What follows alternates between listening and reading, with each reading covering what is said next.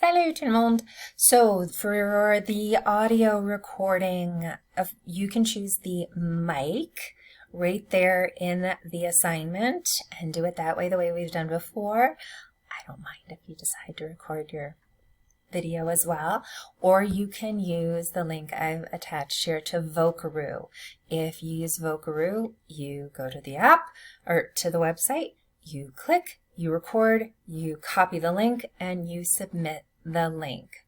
Double check, of course, that you've got everything going, but it's not difficult at all. It's actually kind of almost easier than using the Schoology system. Please make sure, as it says here, do not use the verb porter. I want to see that you can use mettre correctly and you pronounce it correctly. You have the choice of two of these three situations. Please pick two of these three situations and give me as much detail.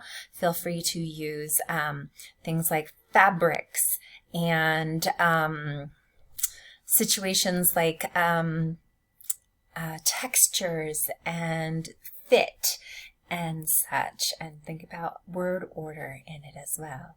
Okay.